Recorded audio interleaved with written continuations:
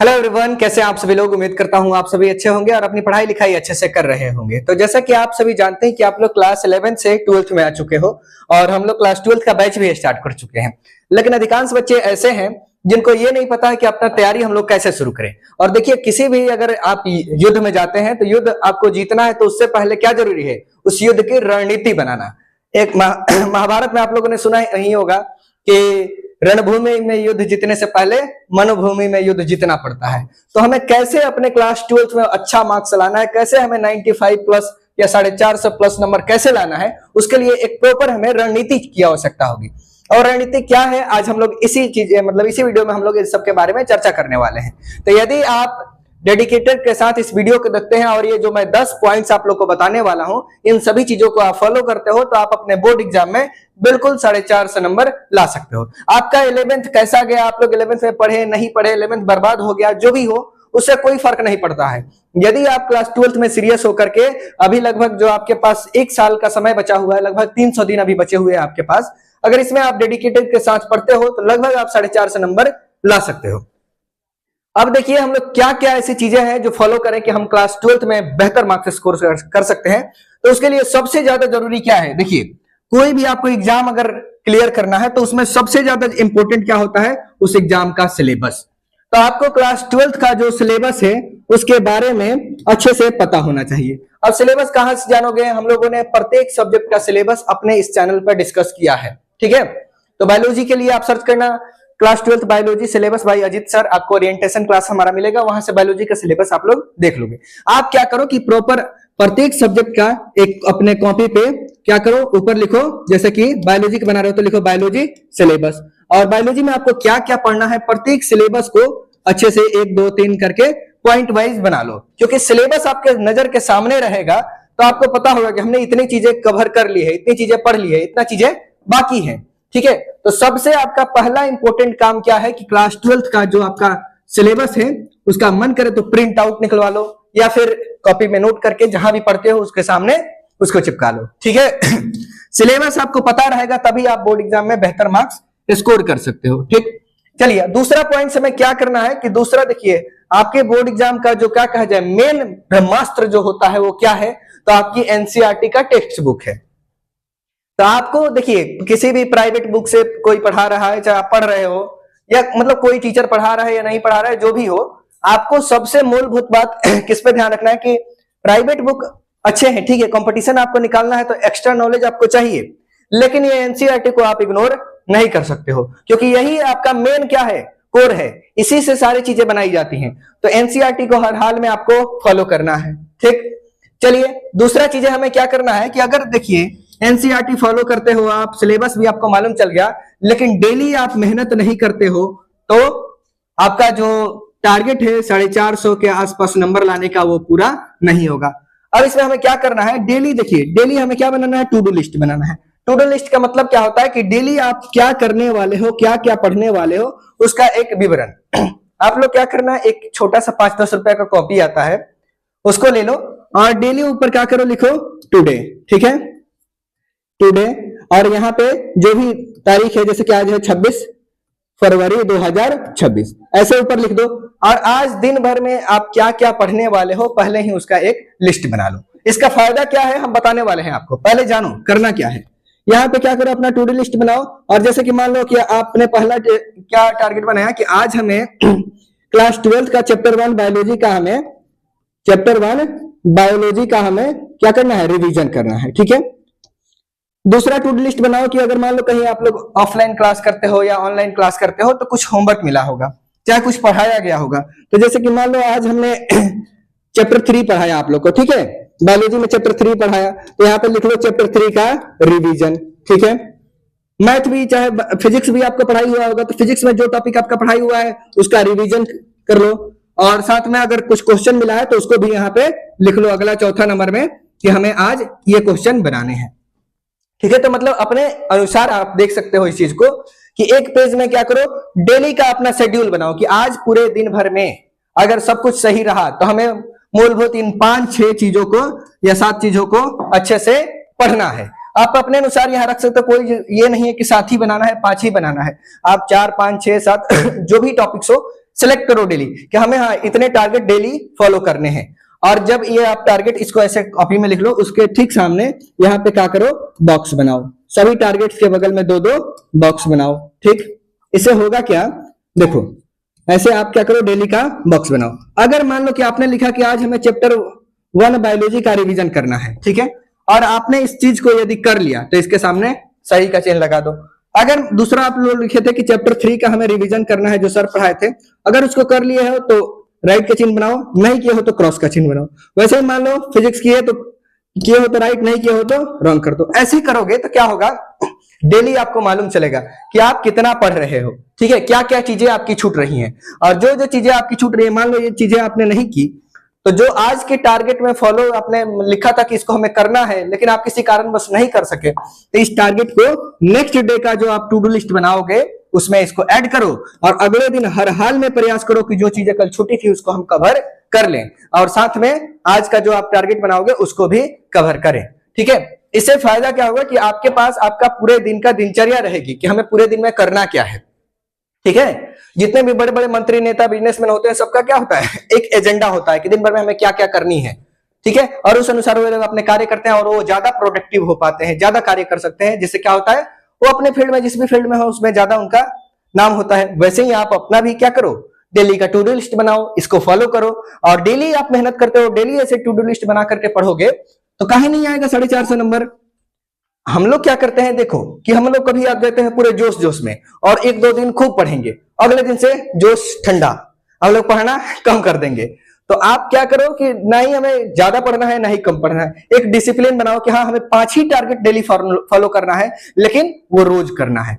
मन आज है हमारा पढ़ने का तब वो 5 को करेंगे, कल मन नहीं है तब वो 5 को करेंगे, परसों गर्लफ्रेंड से ब्रेकअप हो गया है तब वो पढ़ेंगे, अगले दिन टेस्ट में ज्यादा नंबर आया हमें पुरस्कार मिला है तब वो पढ़ेंगे। चाहे शाहरुख खान ने अपने फिल्म में कहा था कि चाहे जीवन में कुछ भी हो जाए, जो आपका टारगेट है उस पर आपको निरंतर कार्य करते रहना है। ये नहीं कि किसी दिन बहुत हाई है मोटिवेशन तो खूब काम कर लिया, अगले दिन मोटिवेशन डाउन है तो थोड़ा सा भी ना किए।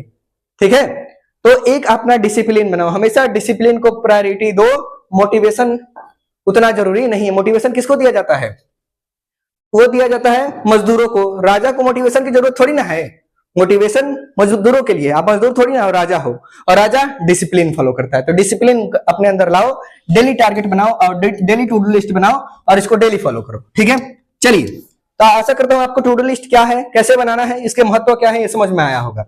ठीक है, चलिए अगला हमें जो चौथा पॉइंट है उसमें हमें क्या फॉलो करना है। तो चौथा देखो, हमारे बोर्ड एग्जाम का जो पैटर्न है उसका निर्धारण, उसका पता हमें कैसे मालूम चलेगा, वो मालूम चलेगा हमें प्रीवियस ईयर क्वेश्चन से। अब अधिकांश बच्चे क्या करते हैं कि प्रीवियस ईयर क्वेश्चन तो लाते हैं, लेकिन कब, जब बोर्ड एग्जाम नजदीक होता है तब। अब वही उनकी गलती होती है, उस समय प्रेशर ज्यादा होता है। आप क्या करो, अभी से तैयारी शुरू किए हो ना, तो अभी ही प्रीवियस ईयर क्वेश्चन खरीद लो, मार्केट में आप पिछले साल का प्रीवियस ईयर ले सकते हो, और उसके अनुसार आप लोग अभी से ही प्रीवियस ईयर क्वेश्चन को फॉलो करो। जैसे अब प्रीवियस ईयर ये नहीं कि जाके ईयर बाई उठा लेना है और बाद में खोजते रहोगे इधर उधर। प्रीवियस ईयर कैसा लेना है हमें, चैप्टर वाइज, जिसमें चैप्टर 1 का एक ही जगह सारा क्वेश्चन दे दिया हो, चैप्टर 2 का एक ही जगह दिया हो, चैप्टर वाइज प्रीवियस ईयर लिए रहोगे तो इससे ये क्या होगा कि मान लो कोचिंग में चैप्टर 1 आपका पढ़ाई हुआ तो प्रीवियस ईयर से आप चैप्टर 1 के सारे प्रीवियस ईयर क्वेश्चन बना लोगे, चैप्टर 2 पढ़ाई हो गया तो चैप्टर 2 के बना लोगे, और इससे क्या होगा कि आपके तैयारी के साथ यानी शुरुआती दिनों से ही आपका जितना भी प्रीवियस ईयर सैंपल पेपर ये सभी है ये सब क्लियर होते जाएंगे। बाद में जब एग्जाम में नजदीक हो जाता है तो सभी बच्चे जब प्रेशर में होते हैं उस समय आप कॉन्फिडेंस में रहोगे। ठीक है, हमारा टारगेट क्या है कि एवरेज बच्चे को टॉपर बनाना। टॉपर कैसे बना जा सकता है, एवरेज आप हो इससे मतलब नहीं है, आप डेली अगर मेहनत करते हो, डेली कंसिस्टेंट रहते हो तो आप टॉपर बनोगे। तो इसलिए प्रीवियस ईयर को पेपर मार्केट से आप ले लो, इंटरनेट से डाउनलोड कर लो, लेकिन अभी से फॉलो करो। ठीक है, ये इंतजार में मत रहो कि हाँ जब एग्जाम आएगा नजदीक नवंबर दिसंबर में जाके हम लोग लेंगे। अब देखो ये आपके ऊपर है, अभी आप टारगेट बुक ले लो, सॉरी ये क्या कहते हैं, प्रीवियस ईयर पेपर ले लोगे तो क्या होगा कि आप उस समय कॉन्फिडेंट रहोगे। अभी हमारी बातें नहीं मानोगे, मजबूरी में आपको उस समय लेना पड़ेगा, तो आप हमारी बात मानो अभी तो ठीक है, नहीं मानोगे तो बाद में खुद झेलोगे, इग्नोर इसको नहीं कर सकते हो। ठीक है, चलिए आइए हम लोग आगे जानते हैं कि हमारा 5वां पॉइंट क्या है। 5वां पॉइंट है कि अपना खुद का नोट्स बनाओ और वो भी डेली बनाओ। देखो सच्चा योद्धा वही होता है जो अपना हथियार खुद बनाए, ना कि दूसरों का हथियार लेकर के यूज करे। तो बहुत बच्चे ऐसे होते हैं कि हम दोस्त से कॉपी मांग लेंगे और उससे बाद में नोट्स कर लेंगे, चाहे टीचर कोई है उसके नोट्स को डाउनलोड कर लेंगे, तो उससे काम नहीं चलेगा।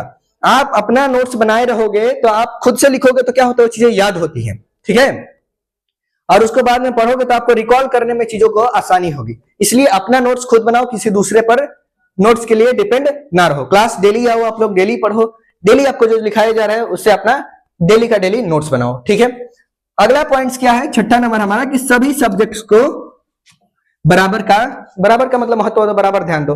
अगर आप किसी कंपटीशन एग्जाम की तैयारी करते हो, जैसे कि मान लो नीट, तो नीट में आपको फिजिक्स केमिस्ट्री बायोलॉजी को ज्यादा वेटेज देना है, लेकिन यदि आप बोर्ड एग्जाम ही आपका मेन फोकस है तो आपको सभी सब्जेक्ट्स को बराबर ध्यान देना पड़ेगा, चाहे हिंदी हो, इंग्लिश हो, मैथ हो, बायोलॉजी हो, केमिस्ट्री हो, फिजिक्स हो, कुछ भी हो, सबका आपको बराबर वेटेज देना पड़ेगा, क्योंकि बोर्ड एग्जाम में सबका वैल्यू बराबर है।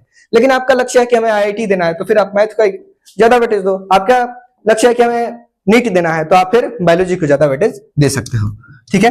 चलो, लेकिन यदि बोर्ड एग्जाम देना है तो सभी सब्जेक्ट्स को बराबर वेटेज देना पड़ेगा, ठीक है। अच्छा, ये सारी चीजें कर ही रहे हो, लेकिन अगर डेली रिवीजन नहीं करते हो तो ये सारी चीजें करना बेकार है, ठीक है। क्यों बेकार है? क्योंकि हमारा जो दिमाग होता है किसी भी चीज को 24 घंटे के अंदर, अगर मान लो आप कोई चीजें आप अभी 100% पढ़े हो, 24 घंटे के बाद अगर आप रिवीजन नहीं करते हो तो ये चीजें मात्र आपके दिमाग में 20% ही रहेंगी, 80% चीजें हम भुला जाते हैं। तो जो आप पढ़ो उसको दिमाग में रखना है, याद करना है, हमेशा रखना है अपने पास, तो हमें रेगुलर रिवीजन करना पड़ेगा। और जब रिवीजन करो उसी समय क्या करो, उसका शॉर्ट नोट्स बनाओ। अब शॉर्ट नोट्स कैसे बनाना है वो देखो, मान लो हमने आपको चैप्टर 1 पढ़ाया बायोलॉजी में, ठीक है, चैप्टर 1 पढ़ाया, तो आप लोग जानते हो चैप्टर 1 हमने लगभग 40 पेज के आसपास में पढ़ाया है, ठीक है। अब 40 पेज मान लो एक चैप्टर हुआ, 16 को चैप्टर पढ़ना है, तो वो लगभग हम 16 चैप्टर पढ़ेंगे तो हमारा नोट्स जो होगा लगभग 600, 700, 800 पेज का हो जाएगा, ठीक। अब एग्जाम के टाइम में आप बताओ 800 पेज रिवीजन कर पाओगे? नहीं ना कर पाओगे।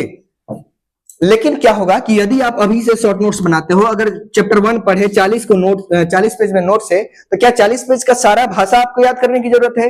भाषा होता है समझने के लिए, समझ लो चीजों को, और उसके बाद जो होता है ये 40 पेज का जो नोट्स है उसको प्रयास करो कि 1 से 2 पेज में हम पूरे चैप्टर का जो इंपॉर्टेंट चीजें हैं उसको, इंपॉर्टेंट कंसेप्ट को सिर्फ लिख दें, भाषा को हटाकर, ठीक है। तो इससे क्या होगा कि आपका पूरा जो 16 को चैप्टर है वो लगभग कितने 32 से 40 पेज में कंप्लीट हो जाएगा शॉर्ट नोट्स में। तो शॉर्ट नोट्स अभी से बनाए रहोगे तो एग्जाम टाइम में क्या होगा, आपको रिवीजन करने में, कंसेप्ट्स को रिकॉल करने में बहुत आसानी होगी। तो इसलिए हमें अभी से ही रेगुलर रिवीजन करना है और अपना शॉर्ट नोट्स डेली बनाना है, ठीक है। शॉर्ट नोट्स कैसे बनाया जाता है इसको लेकर के हम एक वीडियो आप लोग को देंगे डिटेल में, ठीक है। फिलहाल ये देखो, चलो अब अगला हमारा जो पॉइंट्स है वो क्या है कि स्कैन थेरेपी। अधिकांश बच्चे आप लोग देखिएगा कहते होंगे, आपने भी महसूस किया होगा कि सर हम पढ़ते तो हैं लेकिन बाद में भूल जाते हैं, हमेशा उसको रिकॉल नहीं कर पाते हैं। तो उसके लिए सबसे ज्यादा कारगर जो एक थेरेपी है, उस थेरेपी को हम लोग कहते हैं स्कैन थेरेपी, ठीक है। ये हमारे गुरुजी ने हमको बताया था।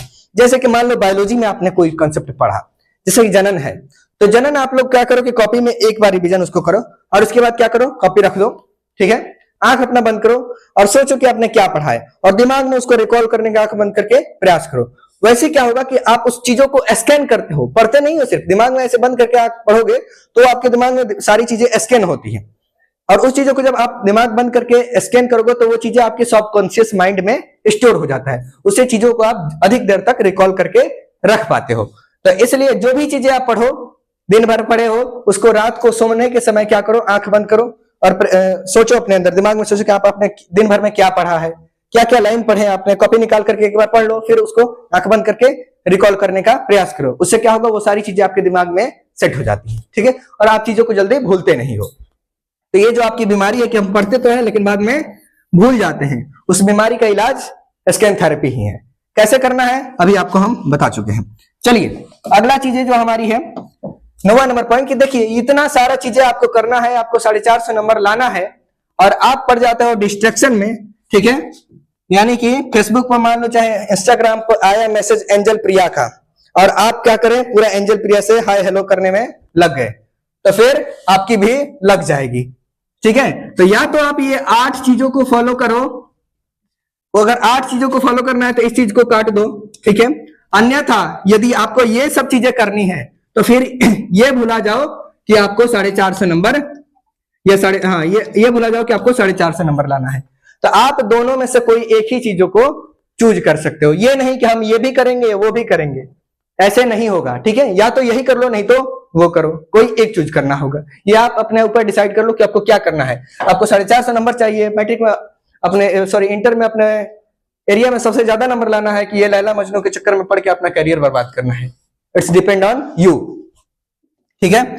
चलो अब लास्ट एक 10वां पॉइंट जो हमारा है वो है कि be responsible to yourself. अब देखो आप बच्चे नहीं रहे हो, ठीक है, 12th में आ चुके हो, और थोड़ा सा आप अपनी रिस्पॉन्सिबिलिटी लेना मतलब क्या करो, स्टार्ट करो।